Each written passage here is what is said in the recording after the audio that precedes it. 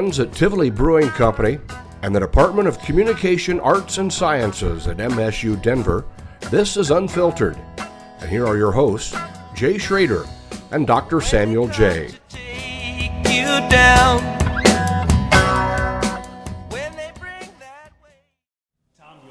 Hold on, you got to talk into this because we cold open. So you got to let's Tom York what? So I heard a story where Tom York went up to her backstage somewhere and said, "You're the only one doing anything interesting in rock and roll," and she smiled and ran away.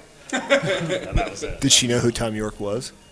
I don't know. Well, that's a good question. Yeah. Did you see her at the Grammys? Oh yeah, she was the Oscars. Yeah, you're right. Yeah, she was at the Oscars because she got invited because she's doing the new Bond theme song. So that's why they invited her. But all the references that people were having during the Oscars, it kind of looked like she was just going over her head. Yeah. And all these people coming out to all these presentations were like, Get in there close. Let's do one of these. Cheers. We've got a long table full. I'll be here all night, everybody. Hashtag dad You are a joke punishment. Oh, my God. No Jay Schrader today, for good or bad, mostly for good. Brock Harper, who has been on the podcast before, has joined in once before. I stayed local. I was on the fiction recording. And Brock, where are we? Oh, we are at Long Table Brewhouse. And the address is, do you know off the top of your head? 2947. Get in there There's close. a niner in there. 29. Get in there close. 2849. That's good enough. 2890. The kids got Google. It's on corner of 29th and Fairfax in lovely Park Hill. I heard you guys talking earlier. When Brock's daughter turned 3, I think, I can't remember London's 3rd birthday, we had to come up here for her birthday and get a present, and we came right here where the toy store was, which is now a brewery. Yeah. So I bought some sort of jelly cat, I'm sure, right here where I sit and drink this. So if anybody coffee who's stout. familiar with the area but not familiar with the brewery, there used to be a couple establishments here right at the corner, and for a while there was a children's toy and clothing store. There was a mercantile kind of store with homemade goods after that, and there's a gelato place here. And I don't know if you guys want to talk about it. The original business that was here was... It was a grocery store. Get in there close. Get in there you close. bet. There you go. So the building was built in 1937. At least as far as we can tell, I guess there was a fire downtown in the records. Okay. So when we first put an offer on the building, we pulled records on it. It said it was built in 1951. It turns out there was a fire in 1951. So there's a lot of buildings that say they were built in 1951 in Denver, but that's when the records started. So anyway, we started digging into it and was like, man, there's no way this thing is that young. So did a little more research at the library and found it was built in 1937. It was called Olson & Olson's Grocery. It was like this little ma and pa type grocery store where you'd walk up and hand the guy the list and they'd go in the back and fill it, That's pretty sweet. And so it was Olson & Olson for 8 or 10 years, and then Piggly Wiggly bought it in the 40s. Okay. So if you're not familiar with that, that's a Southern staple. Yeah. There were about 9 or 10 or so Piggly Wigglies in Denver. No shit. Yeah, and this just happened to be one of them. Oh, yeah, but I think they were pretty much all out of business by the late 50s. Do they still exist, Piggly Wiggly? They do. Yeah, so for sure. Yeah. I mean, you three need to introduce yourselves because it's your show. So the voice we just heard was... Yeah, my name's Chris Cunningham. I'm the head brewer, part owner of Long Table Brewhouse. Okay. Ryan Chrisman, I'm the part owner also. I don't do much at the brewery, though. He kind of looks like Drop Dead Fred. It does look like Drop Dead. Holy shit. I'll take it. And my name is Nate Smith, and I am the Guild de Bois. Okay. What's that the mean? Brewhouse. You'll have to look it up. I gotta look it it up. might mean hangover in French. Okay. How do you three know each other? So Ryan and I have been friends for a really long time, 12 years or so, 13 years, and we started... Ryan and I and both of our wives are all chemical engineers. Okay. And at one point or another, many of us worked together. We started kind of bonding around mountain biking and rock climbing and general tomfoolery, and then as people do, you drink too much beer and sit around a fire and bullshit, and you're like, oh man, I'd love to start a brewery, and we just bullshit about it a lot. Okay. And Nate and I met about 8 years ago.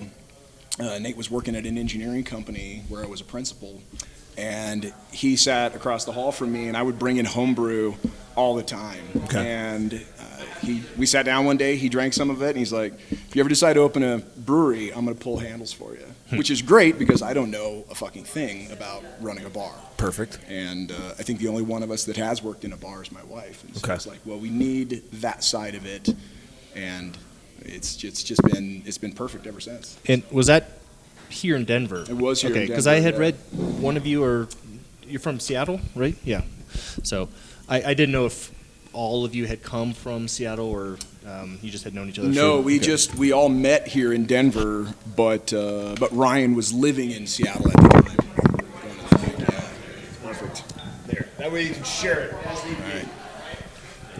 All right. Yeah, so that's like, this was mid 2016, something like that. Like, I guess early 2016. Okay.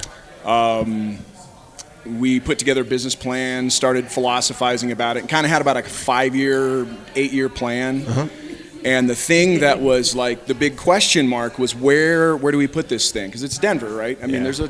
it's a target-rich environment, man. What are you going to do? So we started shopping around and looking at buildings. We're looking at like buildings to lease, buildings to buy, and that was like the number one rule is we had to find a place to buy. We weren't going to do it after seeing guys like, like River North and other places get edged out, because That was a crazy story. Edging out is a nice way to frame it. yeah, I mean, you're trying to Just say getting fucked over. getting fucked over because their landlord wanted to make a lot more money. Fish gonna swim, right? So it's like that had to be the case. So we did a ton of data search. So we like looked at demographics, we looked at the zoning maps, we looked at where all of the other breweries are, overlaid the maps together, and found sort of like these handful of little areas that were pockets. Okay. This just happened to be one that was for sale. And we put the business plan together. I got on my bike, rode around, rode by here. I called Ryan, who was in Seattle, and I was like, dude, our 5-year plan just became a now plan, because if we don't buy this building now, we're never going to be able to afford another one. And this is the absolute perfect location for what we want to do. Yeah, What'd well, you look s- at across the street, and down the block. If no one's been here before, it's going up. A lot of the places around here, Right. There's retail going in and stuff like that. So yeah, it would have been snatched up in no time. Yeah, and there's kind of a fun story there. Is that actually, after we put the offer in on the building, the guy that was trying to sell it was like super resistant to everything. Like he bitched and moaned about every one of our questions. Turns out the developer that was buying up the property across the street had a bug in his ear, and he was trying to get him to cancel the contract. And as soon as we closed on the building, literally 3 hours, we're sitting around, we're drinking beer here, popping champagne. We're super proud of ourselves. We're fucking terrified, right? We just spent our 401k on this fucking building. You gotta drink it away. Yeah, drinking away. Anxiety Just away. a full-blown mild panic attack. And we get a call from the developer offering us considerably more than what we had just paid for it. Yeah, no Wow. shit. Serious? So we were like, yeah, obviously we're not going to sell that. But what it did is it really gave us the confidence to invest a lot more energy, because we had kind of a shoestring budget at first. In fact, we were talking earlier about that toy that you came to buy, and the building's still split up where that shop was. I mean, we had this wall torn down at one point, and we actually rebuilt it because we sort of planned around it. But the reality is like we were ready to open it on like shit for money, like 3-barrel system, just eke it by. And then we heard what they were putting in and went downtown, pulled all the permits that they had submitted to see what they were building. And it's like, yeah, let's do this. It went bigger. Okay. Yeah, it went bigger. You're itching to talk. What are you gonna add to this? Oh no! It was a blessing in disguise, because the amount of like parties and events and Get in there a little closer, Nate. There you go. meetings that we've held in this space is just. I mean, we'll see families for a baby shower, and then we see them for the first birthday party. Okay. And with my son, we did his first and second birthday parties in here, so it's you kind of get to see this community. Yeah. Just age and grow. When you three were thinking about a brewery and a business, was it that business model or was it a scaling business model? Not scaling. No. You want to be the neighborhood pub, the neighborhood No, third space? We've never had an interest in distribution. Yeah, third space has like been the focus from day one, but it had to be in a place with a sense of itself, right? And it had to be a place where we could commit. We had to be able to buy. We had to be a part. We had to have like voting rights in the neighborhood, right? Yeah. So it was really important that we be a fixture, and it was really important that we could integrate into that sense of place. What other places, just out of curiosity, were you looking at? Were there finalists other than this? When you look at places where you have like a commercial zone in the middle of a residential area, there's not a ton of them, and that's really what we were focused on. And so, obviously, over the Highlands, I've been in that neighborhood for a long time. Is the Highlands? I don't get up there much, and so I don't know what's opened up over there. Is it saturated with breweries? It seems like it might there's be. a lot of great breweries over there. I'm not saying a lot of there my aren't, favorites, but yeah. the funny thing is that like it's so friggin' expensive over there. Yeah, it's And- crazy. Well, every Park Hill's crazy expensive from Yeah, when yeah. I had moved in several years ago, but that's just Denver in general. Yeah, and I right. feel like certain neighborhoods obviously skyrocket more, and Highlands is definitely one of those neighborhoods, and Park Hill is also one. For sure. But you guys got in at a great time, and One Yeah. thing about Park Hill as well is that even if people move into this neighborhood, they seem to like adopt the kind of vibe of like, Yeah. I'm very proud to be Park Hill all of a sudden, and they kind of like try to integrate that into themselves. do the three of you all live here? No, No, Ryan okay. lives in Park Hill. Nate's just north, and I'm over in Highlands. Okay. Yeah. I think when you had said that you were looking for a place that already had an identity, or Right. had something, there was nothing manufactured, right? When you're opening this up, there was an authenticity to it. I think Park Hill has that, and I guess we've seen it coming up to Brock and Katie's enough over the last 10 years that there is something about this neighborhood. It's like I don't want to say you're in the suburbs, but it's got a good feel if you're a family person, if that makes sense. And having a brewery around here where you can walk to, I totally understand why you've had the success that you already do, because it's easy to come to. Well, right? you should see this place on. When's your anniversary? April? Yeah. Yeah. end So of April. last year was their first anniversary. So this year's their second. You guys shut the street down. Yep. And you couldn't get a beer. That's awesome. It was just lines out the door. It was crazy. So the neighborhood has embraced this place, and this is me speaking as a neighborhood person who comes here quite often, and it's just awesome to see that just that success. They don't need anything else. Yeah. I'm not saying putting words in your mouth, but No. like Chris was saying, they don't need to can, they don't need to distribute. They have what they need, and the neighborhood was ready for this. I think that I appreciate that. I appreciate that so much. Yeah. Yeah, no. So I was here 2 weeks ago. I've got an 18-month-old kiddo. My wife was pregnant when we were gutting this place. Okay.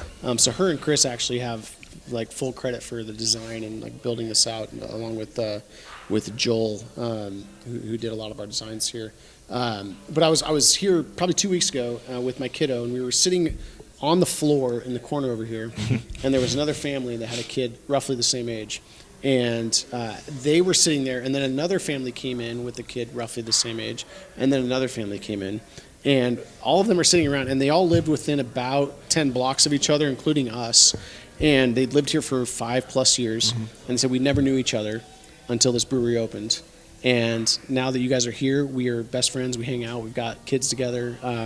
And, they shared a bunch of toys with my kid, and he was flying out the next day to Florida. So we still have those train sets that they gave him for the flight, because they were like, this worked for our flight, so you should take it. Yeah. And, the idea of having a, super kid-oriented brewery is maybe a little bit different than most breweries when they start up, but this neighborhood is just a fantastic neighborhood. It's a family-oriented neighborhood, and it's one that we embrace it and love having kiddos here. So I'm wondering, that any one of the three of you can answer this.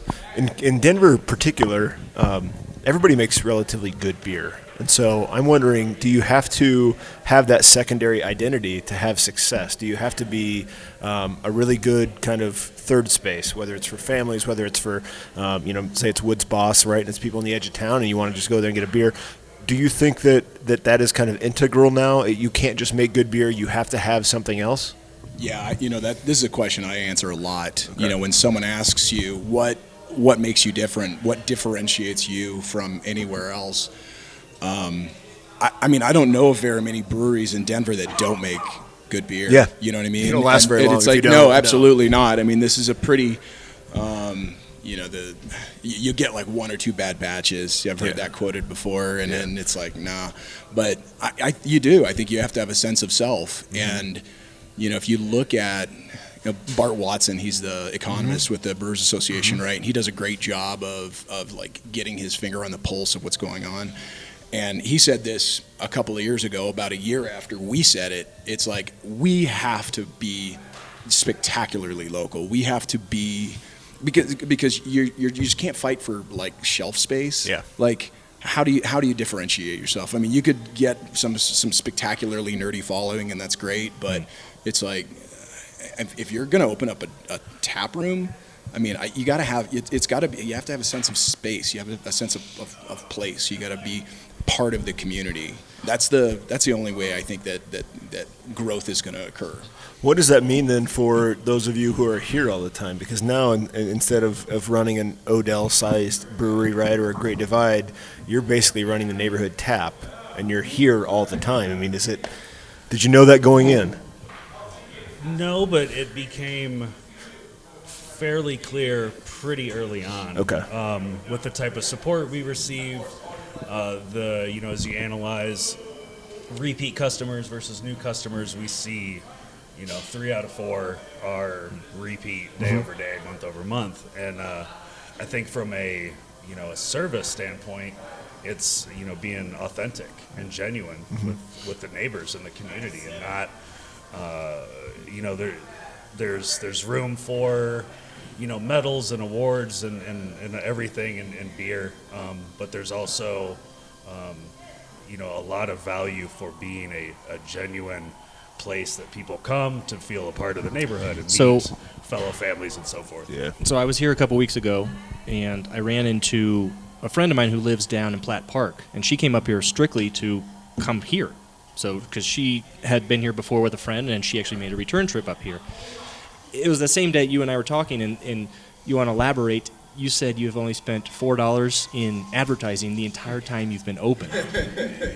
And that's interesting that you come in here, and there's experience. You come in here on a Friday night or like your anniversary party or whatever, and it's, the place is packed. It's crazy. So it's an awesome thing to see, and you guys, have this awesome thing that's for the neighborhood, and you don't have to, worry about throwing all sorts of money at social media and whatnot, because the word of mouth has gotten out, and people come here even from Platt Park. Not that that's that far away, but No, I mean, just already in talking to you three, it's pretty clear that coming in here and discussing things with the owners is pretty welcome. You know what I mean? Like, there's nothing, there's not a distance between the person who makes the beer and the person who drinks the beer. And I think sometimes even now with the brew pub model, I'm not saying you're a brew pub, but with the modern kind of Denver model, those brewers can be kind of unapproachable, but I mean, I can tell, but here it's but the most successful ones tend to be able to, I'm going to come to the bar and have a conversation, right? We're going to talk about it. We're talking about this beer, but also talk about our kids and all that. Yeah.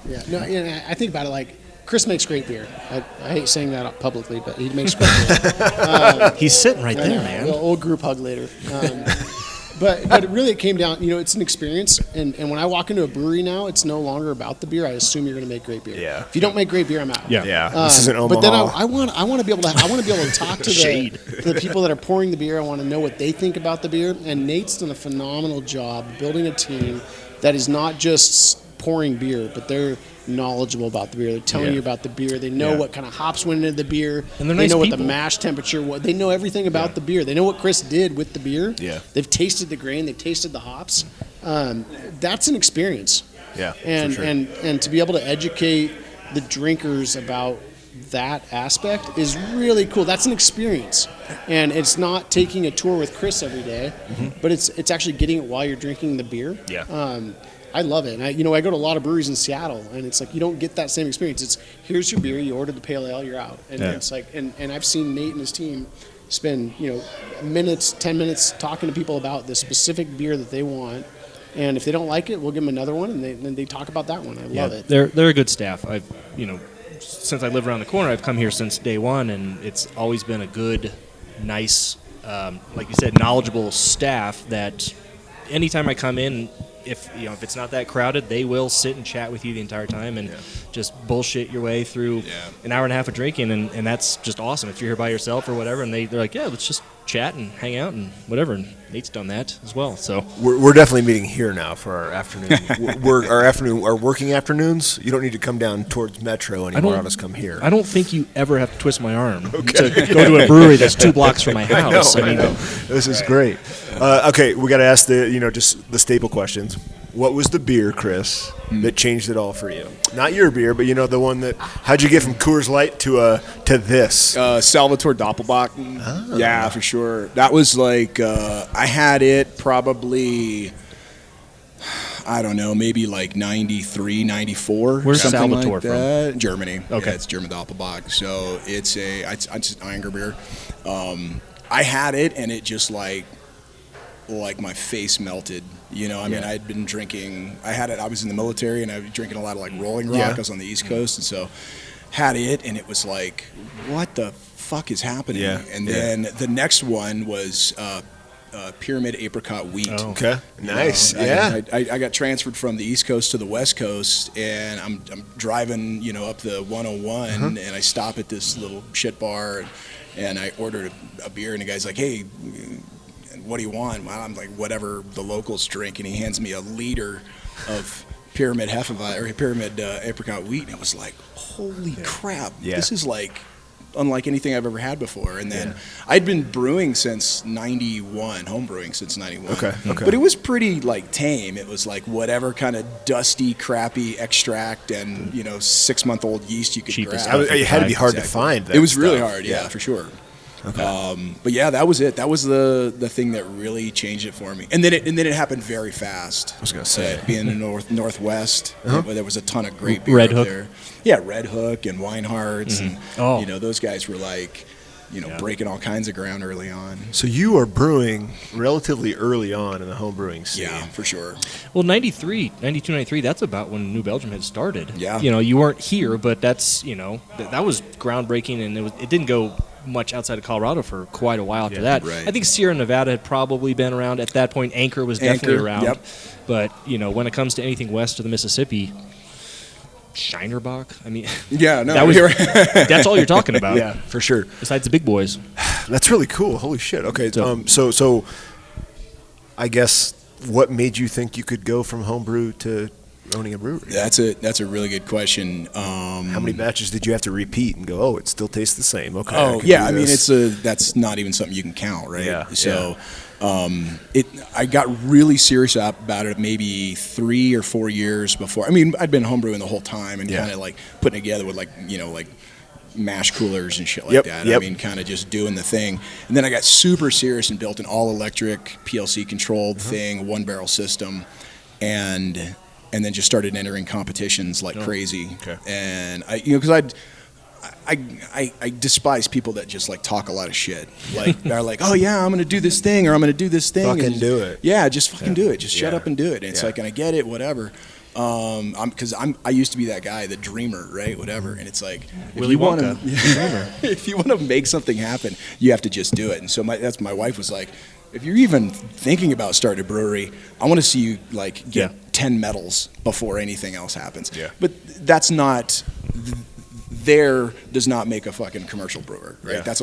There's a lot of stuff that happens between the two. Usually a brain. Right, yeah. but it is, it's like... Well, sorry, home brewers, that's not what I mean. A business mind. Yeah, no, for sure. There's a different skill set So, required. Nate and Ryan, did you guys ever dabble in the home brewing?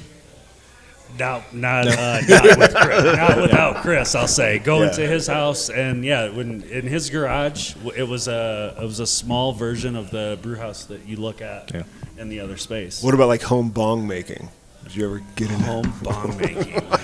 No. Well, it's like a snorkel and an ice pick, right? Is that half baked? I would say Nate's apples. Mine was a Snapple bottle. Let's go. Okay. No, toilet paper roll. Yeah. Right. More of an astronaut than a rocket scientist. Yes.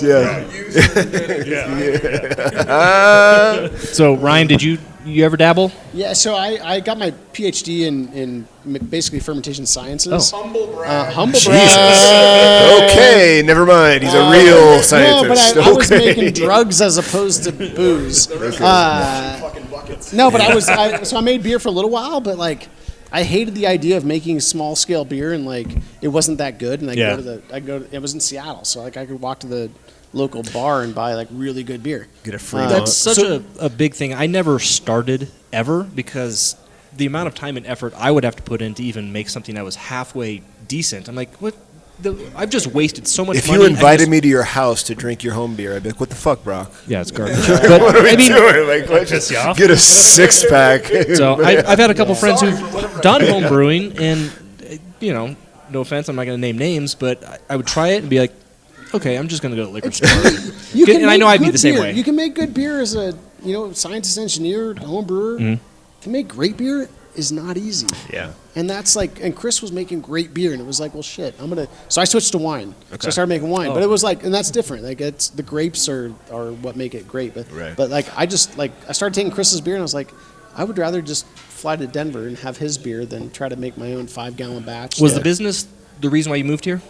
Or were you planning on moving here? Stop real quick for Nate. You had a question or sorry. a comment or something? Not at You're all. I was good. just going to say he was making it consistent as well. He was consistent. That was the big No, change. that was It the thing. oh, you're like, just and same you know, batch when we thought about making starting up a brew pub or brew house, it was Chris and I said we need to be able to make a good Helles, and by we I mean Chris, because like you can't hide behind the hop bomb, and so it was like let's make a good Helles. So Chris, like, I think probably for a long time, made a Helles and just repeated it and repeated it and repeated it.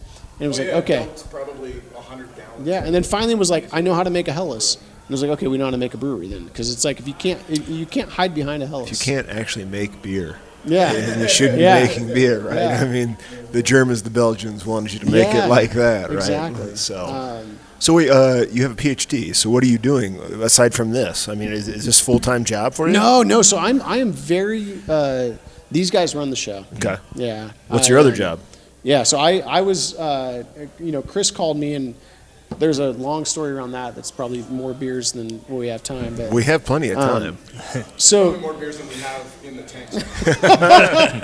I can tell. Are we interested in the story? Is that boring? I mean, people want the fucking story. I can tell the story. So Tell the story. Right? We didn't come to watch. Yeah, exactly. No shit, That's fair. right? That's fair. Jeez. So Chris and I, we were on a backpack trip on the West Coast Trail in Vancouver Island. Okay. That's if anybody wants to do a backpack, I was there last That summer. is a phenomenal backpack trip. Like that's a life goal to do that trip. You're reading tide tables, climbing ladders. It's fantastic. Damn. We put together our 5-year plan on that trip. Nice. We walked away from there, and we were going to do 5 years and start a brewery. And I was working. So my background, pharmaceutical science. I do. Basically, I do oncology research. So I make drugs for kind of trying to target novel cancers. Okay. And Chris called me up after that trip, and he told the story. Our 5-year plan turned into about a 2-week plan. Okay. And he said, "Hey, I found a building." And my wife was in India. She's a wastewater engineer. Okay. She's the smart engineer of the group, at least on our family side. And she was in India. It's 12 hours away. I could not call her to tell her we were going to buy a brewery, buy a building. And Chris has said we actually have to do it today, right now.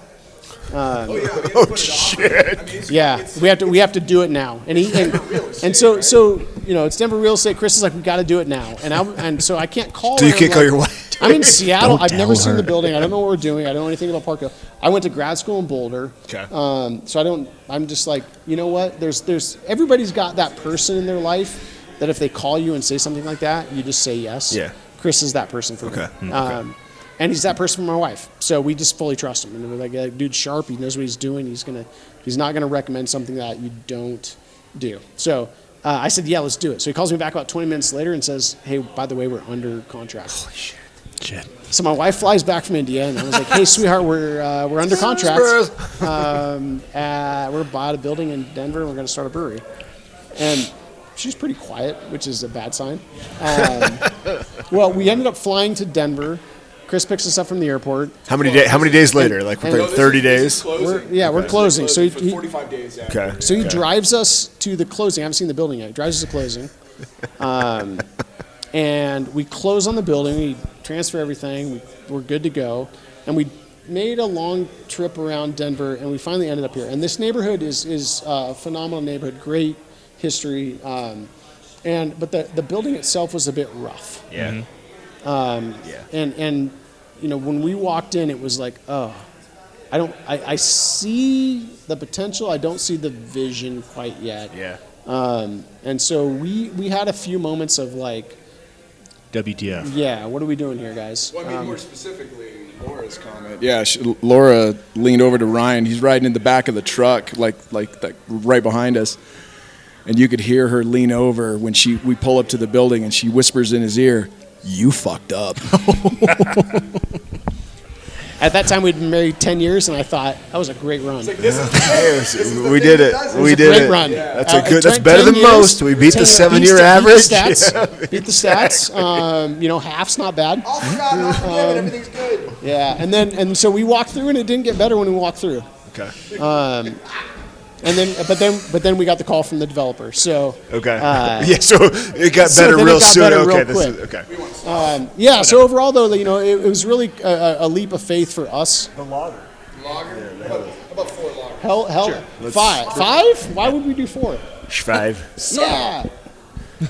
I'm right here. That's roughly the story of kind of where this building came about. So you're here now. You live So I had sold the company I was working with. Sold, and I moved. We were kind of freelancing. My wife and I. We were mountain biking in Moab.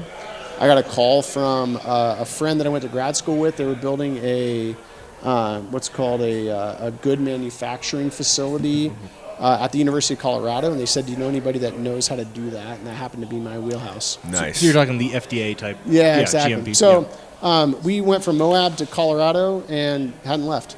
Okay. So I knew nothing. So I've got to be honest, I knew nothing about Park Hill. Okay. We had this building, and that was it. And then as we started looking to buy a house down here, we looked everywhere. Golden, Boulder, and then we ended up buying a house about 3 blocks away from the brewery. Nice. So that's where we're at. And where do you come into the conversation?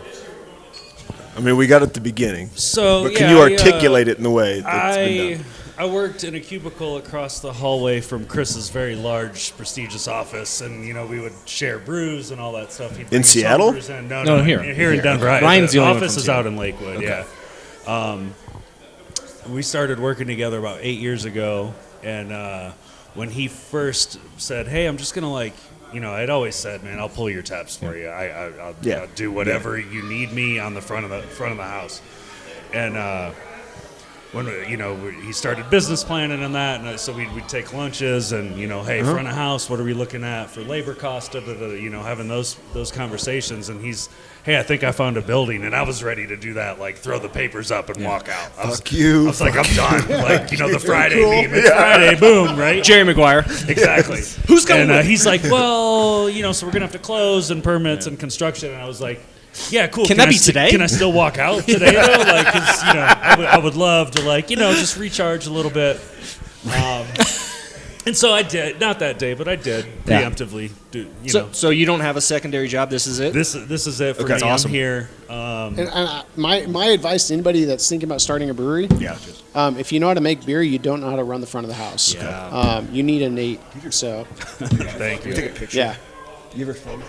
Mine's being sorry. It's unfiltered for a reason. I don't want to edit this ever. Totally so you can fine. cuss whatever you want. I need pictures though. I asked Brock to get pictures. It's like fair. good. These are good pours. No, absolutely, but even the really cool thing about bringing Nate on early on even the design, it was like when we were thinking about what do we do with the walls? How do we build the bar? Yeah. Nate knew hey, you need to be able to stand here. You need to be able to look at the front of the house or the door. You need to be able to keep control of the house. Yeah. Things that Chris and I, we don't know anything. We're really good at telling you what shoes you're wearing. Okay.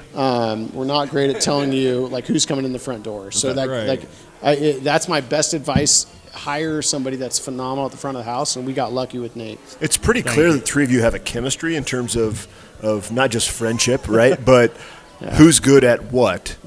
and not stepping on each other's. Like, I'm guessing you can have an argument over a certain thing if you know what the certain thing is and you know a little bit about it, but otherwise you just trust the other person. Like you know what they're doing. You have to be able to trust and critique one another. Yeah. I mean, in business, right? Like that's kind of like the difficult part about small business is, like, oh no, well, why do you think about that? Here's what I think the counterpoint. Yeah. Absolutely. Yeah. What was your first beer then? What was the beer that changed everything for you, Nate? Oh, I had a long draw on that one. It was the first one was like Schmee White Label 2001 on a train in Germany to go to the airport. And then in 2000 in the morning for breakfast, Schmee for breakfast. Painting the picture. Jeez. Absolutely, yeah. I still remember it. And the next one was 10 years later. I was at it was Todd English Pub on the Las Vegas Strip. I was living there, and a buddy of mine from Colorado came out. Saw they had La Folie on the board. I had no idea what he was talking about. Ordered it. This is Vegas, so they brought it. Bucket, ice, towel, cups, all that. Because it's corked. Exactly. Right? Yeah. It's it's like a wine bottle. It's table service Yeah. at that point, and he pours it, and we have a sip, and oh wait, okay, that's beer. Cool. I'm gonna move to Denver then. Are you a sour fan now because of that, or? For a long time I was, and now I'll drink the Helles all day long. Sours, you get old, you get that indigestion and the heartburn and stuff. But yeah, I mean that'll always hold a place for me. Absolutely. You start thinking about the total acidity and pH of your product. Right. Calories. Do you have any Tums with that, please? There's I can't remember. Is it 21st Amendment Brewery? Who was it? I just saw an article yesterday that, or maybe it was local. They have a beer called, I forget what it's called, but they're promoting it as having. They're just like, yeah, I mean, this is 500 calories in this can. It's 12% alcohol. This is what it is. Sounds awesome. Who was that? I know. No. I can't remember who it is. I'll have to look it up. But yeah, I saw white can with. Somebody will always do. Yeah. What was your first beer? Yeah, Ryan. What was the one? So Washington State Cougar by Hart. So Busch Cougs. Light. I mean, that's as good as it gets, right? That's the official beer of Iowa City, Iowa, brother. I got to throw that out there, right? Katie. For My us. wife's a Coug. Oh yeah. So mine was. It was funny. I grew up on Busch Light, and then I had a Manny's Pale Ale. I was like, oh, this is interesting. Okay. And then it was when I moved to Boulder for grad school. The raspberry, I don't know if it's a wheat beer at Southern Sun. All of a sudden, I was like, wait a second, you can make a really good beer with a little bit of fruit. Yeah, And that was like that that triggered my head. I was like, oh shit, you can do some cool stuff with beer. Yeah. So it was kind of Manny's to that raspberry wheat. And to this day, it's like, to me, that raspberry wheat's the goal. Yeah. It's hard to do. It's really hard to do because it's over sweet or it's it's a tough beer to make. So a good fruit beer is one that you're not necessarily aware of the fruit. Yeah. It's the flavor's there, but it's not like, oh, I'm drinking fruit juice. I hate to say this, but I feel like Leinenkugels before. Yeah. Their beer was pretty good. This is. I know what you're saying. Like this is. Yeah, it's not overwhelming. It's not. It's not sweet. Well, they've switched their whole thing to the shandy now. Yeah. That you do want. That they want you to know you're drinking. That. Hey, speaking of that, how are you guys? Obviously, I can see kombucha up there, and that's pretty standard on most breweries. How are you approaching the non-beer drinkers? Are you ever gonna? Well, I don't want to say ever. Brass Monkey's phenomenal. So in case anyone's wondering, it's a beer mimosa ale. It's awesome. So it actually has orange juice in it. So Right. It's a champagne yeast, right? So we use at this point it's a proprietarily evolved yeast that really sort of started as an ale yeast, a champagne yeast, and a sake yeast. And it sort of is what it is now.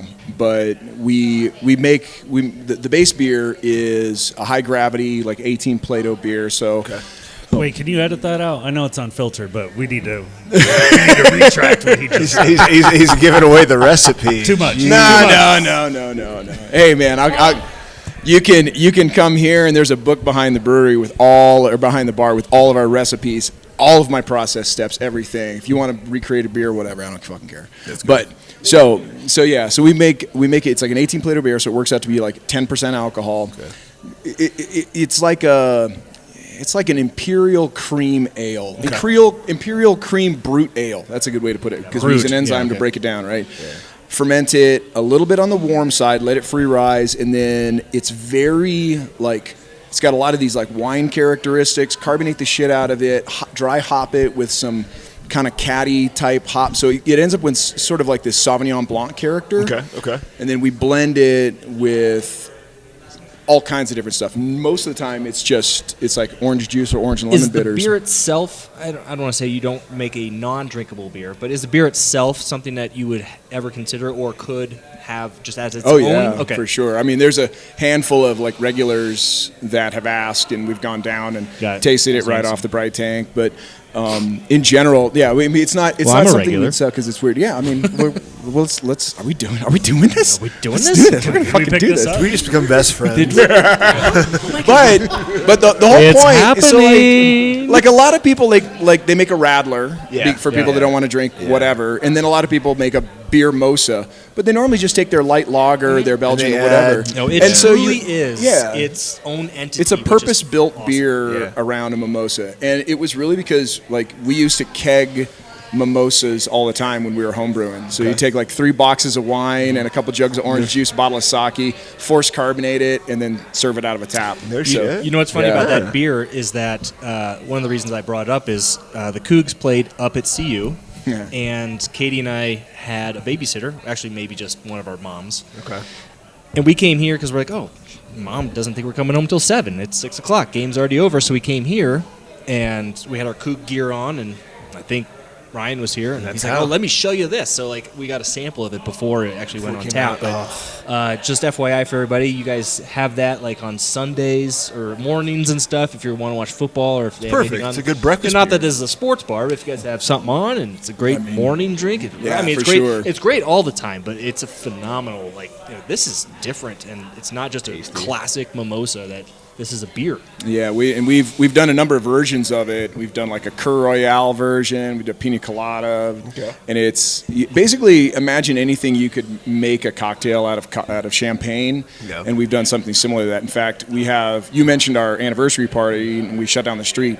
We have 4 parties this summer we're going to do.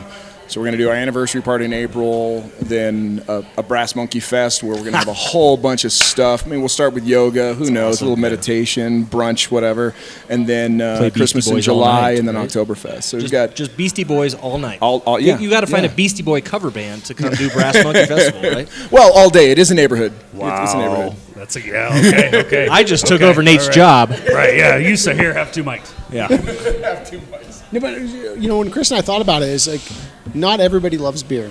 Yeah. But I think people think of beer as that, bitterness and so our goal was to make beer that everybody loves. Yeah. And so if you look at our menu, there's a broad range of beers and styles. And so the goal is that you can walk in here and we don't serve wine, we don't serve vodka, we don't serve gin, but like I think we're gonna have a beer you like. Yeah, I think we're now at a point in Colorado that enough people know the beer culture, and enough people who don't drink that much beer. Oh, you got to turn it back on. Sorry, Ryan. Yeah. Sorry. Yeah. Enough people have not, enough people don't drink beer that they know what they're getting into when they go into a brewery. So that they probably do know that there are other options, and God forbid. I'm sorry, I don't want to say that. Just getting a seltzer, but you know what I'm saying. It's people know what's available at breweries, and they know that, I know this isn't just this bitter drink that's carbonated and stuff. Like, I can probably handle a pale ale or something that's not too hoppy and not, like a Saison is phenomenal because that, it's just a great flavor that is not quite beer flavor. I mean, it is beer, but, we're in an age now that we're way past people like, I don't drink beer, I'm not going to go to that place. It's like, no, you'll be fine. Yeah, we'll find you something. Yeah, and frankly, that's Nate's job. That's like, it's a dance between us in the cellar and the brew house making beers that Nate can communicate to customers and put them on something that they're going to like. And that's something I love doing that. I'll sit here in the tap room and listen to Nate and his team communicate with sophisticated consumers, man, and put them on the beer that they're really going to like. Let me ask you then, along those lines, do you think that you are seeing different numbers here than you would, like different numbers regarding trends than you would a mile that way? I mean, you have to be, right? Like, I mean, a neighborhood, I'm not seeing a big Weldworks style fucking grapefruit IPA, right? Like, Right. and you don't, thank God, anyhow. A time and place, I think, for all Yeah. beers to be offered, probably by most breweries out there. I think, though, when it's a neighborhood place and it's a more casual, a more open environment, it's a little bit more like, I want to go there, and I'm going to have a beer, rather than I'm gonna make that trip to there, and I'm gonna be in line, and I'm gonna get that thing, right? And I mean, people do it with food, they do it with beer, they do it with once upon a time with albums and records and stuff. So Is there it's anything? a little bit different. Is there anything you won't brew? Like, is Seltzer one of those things? I don't want to give away trade secrets. Is there anything that you refuse to do? Because I've come in here quite a bit, and So I'm going to start to let Chris breathe heavily. Is he okay? So it was funny when we first started. We were in the basement. It was me and Chris, and we're like, we're never going to do a hazy. yeah, And because personally, it's a personal comment, and it was off record, and it wasn't. Now it's on record. It wasn't. It just wasn't a beer that we love. I've heard that from And another brewery. I'm not as much like he I'm is, but I get it. I'm a Hellas Lager guy. I want it clear. I want it crisp. I want to like. And all of a sudden, it was like, I think it was our fourth beer we brewed. And that's because Nate said, hey, guys, the neighborhood really wants a hazy. They're asking. So let's do a hazy. So I'm guilty of that. Thought, and Chris will back me up or tell me I'm dumb, is that, we want to make really, really good beer that people like. But then, Nate's going to tell us what the neighborhood's interested in. So with that, I'll pass it off to Chris and he'll tell me what we won't brew. No, I guess it's still a business. You can say whatever you want. Yeah, no, I mean this is the thing, is that it's still a business. I don't think anyone's going to stop coming here saying you didn't want to brew a hazy, because it's a reluctant thing for people to be like, well, it's the trend now, that's why I have to do it. And Sure. I'm not saying you have to do it, but you're probably realizing what Nate said of they're asking, the crowds are asking for it. You got to play Freebird. I mean, It's so true. There's a like a Reddit saying, it's like, haters gonna hate, seltzer's gonna sell. Yeah. There's not a whole lot of like seltzer love that you're gonna find here. But I don't hate on anyone for making it, whatever the fuck you're going to do. If you want to ferment a bunch of corn sugar and do whatever. I mean, we make basically, I put orange juice in a fucking, Imperial cream ale. So I'm not hyper precious about shit. I'm not going to do that with the German lager, though. Yeah. But, there's a place for everything. And if Nate comes to me and says, look, every one of our neighbors that have been with us this entire time want a fucking seltzer. Yeah, maybe I'll make a seltzer. I'm not fucking precious, man. We were talking to Fiction, and when you're talking to them about a year ago or so, and they're like, shit. it's just what is being asked for. And it goes back to, hey, honey, let's go out to this brewery. It's like, I don't really drink beer. It's like, well, they now have a seltzer. Like, oh, okay, now we'll go there. And if you can sell a few more kegs of seltzer, and it's I'm not saying that this is anything like, a moral dilemma. Nah. But my new prediction is the sub-premium lager. I think, I swear, the Montucky Cold Snacks, right? Yeah, sure. well, But but if you can make them well, High Hops Holy up in shit. Windsor makes that 30-pack. I will drink the I forget what shit theirs out of is. They that, do and I will deserve pay $10 or $5 more for a Have you seen- 12-pack, right? Like, High Hops in Windsor, they make the same type thing, but it's a 30-pack. So they know what they're selling. They know they're selling it to, in Windsor, close to CSU, so they're probably trying to market on the college crowd, which, maybe not this neighborhood, but shit. I get it. Yeah, I mean, you have to acknowledge at some point that the most consumed beer on the planet is a light international lager. Corona? Period. It is fill in the blanks. It just depends on where you are. it is. I mean, They now have a virus, right? Not so much anymore. Yeah, but Yeah, I mean, there's absolutely a market for that. I mean, Nate and I were talking about that the other day. I was like, maybe this summer we're going to do an American lager or something. But it's like, whatever, man. It's like there's definitely some things that we're precious about, but there are other things that we're not. So I did moral flexibility, I guess. I did listen. The Brewbound podcast was talking. Their first podcast of the year was talking about their predictions, and their prediction for 2020 was a low ABV IPA as the new thing. And I thought, no, but I think they're right, because of guys like us who we're old enough where you're hungover, but you like the fucking hoppiness. And I think if you can make a good one, right, that's like 3.5 to 4, we'll drink it. I personally have a problem with those.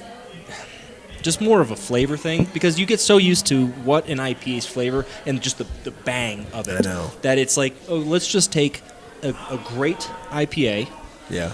and then dilute it down with a little bit of seltzer, not like seltzer, but just dilute it down with water, and then you have the same flavor, but it's a little bit off, and that's why that's just me. One of the first questions you get when you start a brewery is, what type of beer are you going to make? Yeah.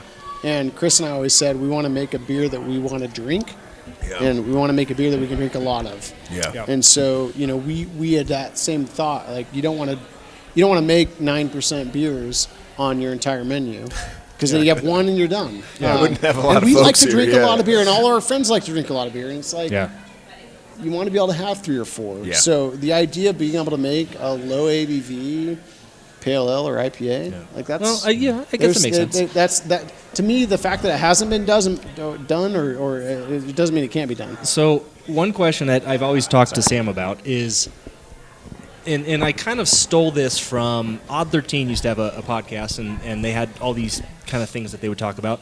They would ask brewers when they had their guests on, what was your, I don't want to say heavy drinking beer, but what beer do you go to that's just like, you're out in the yard, you have Memorial Day weekend and you're drinking maybe 6 to 8 to 10 beers.